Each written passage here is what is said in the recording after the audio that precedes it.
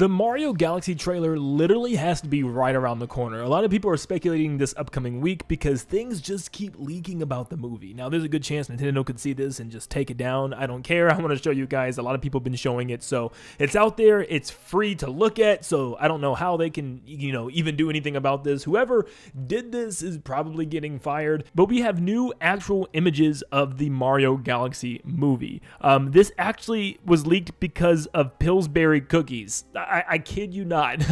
This was leaked from Topps Market, where they just pretty much leaked Pillsbury, the Super Mario Galaxy shaped sugar cookie dough.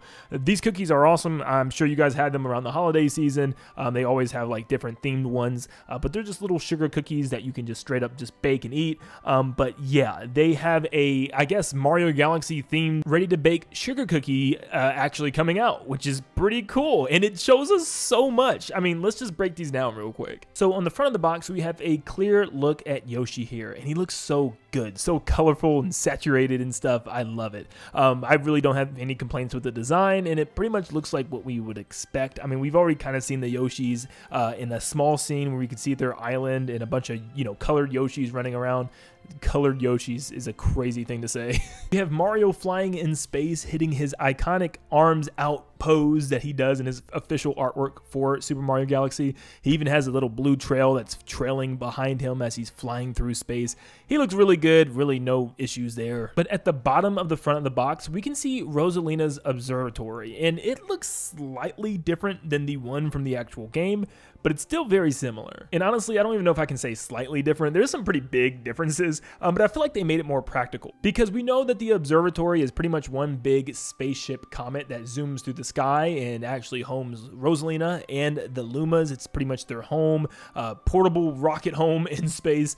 So they actually gave it like a bunch of rocket thrusters at the bottom, which is really cool, and built up the top a little bit more. And they pretty much wiped out all the areas in the middle. There's no longer the bedroom, it looks like, or the kitchen, or even the terrace or the fountain. Instead, it's just like a big walking area around the reactor in the center, which we got the grand stars in order to power that reactor and make it bigger in order for the starship to fly further. But yeah, it seems like maybe they pushed everything towards the top this time around. So where Rosalina lives, the bedroom and everything else is just pushed at the top section, which would make sense when it comes to it being practical, like an actual spaceship. So yeah, I don't have a problem with this. I know some people might be like, oh, they moved the kitchen and stuff. I don't care. I actually like this a little bit more. It makes more sense to me. I don't know how this thing is flying through space with just the kitchen dangling off the edge. It never really made sense. So I like this change. Now, the first thing I want to mention with the back is that, yep, we have a Bowser Jr. symbol. Now, this was leaked a while ago that Bowser Jr. would be in this movie. And of course, as you can see, he's coming. He has a green symbol that looks like it's spray painted on, or maybe just painted on. Maybe that's hinting at his origin stories here, because that's exactly how we met Bowser Jr. in the first place. He had this alias where he went by this Shadow Mario figure in order to pollute Al Delfino and make everybody think it was because of Mario. He then kidnapped Peach because Bowser told him that it was pretty much his mama, and that's how kind of everything played out. So I wonder if there's going to be some type of Sunshine reference. Is he going to have his paintbrush? Because yeah, it does look like it's painted on. So yeah, who knows? So of course, with Yoshi in this movie, that means they're going to pull some references from Super Mario Galaxy 2 as well, because that's where Yoshi had his role out of the two games. So we'll probably get Galaxy 1 and Galaxy 2 references throughout this movie. For instance, we can see the official character art and render for Galaxy 2 are being reused and remade in the Mario Galaxy movie. They both have their arms out flying, but of course Mario is just way more expressive. I love that expressiveness that Mario has within the movie. But yeah, it looks like he's having a pretty good time in space. Now, we do get to see a couple of planets, but unfortunately, they don't look like any planets that we've seen so far within Mario Galaxy or any galaxies being referenced from those games, which I kind of feared they might do something like that. Like all the galaxies are going to be unique and, original for the movie. I really do hope they bring back at least some of them. For instance, here's one that's just all grass covered with a couple of bodies of water and this giant cloud ring going around the planet. I can't tell if this is supposed to be like that intro planet from the very beginning of Super Mario Galaxy. It looks like it could reference some of those, giant stone pillars that we had on that planet as well, like where Mario met Rosalina for the first time.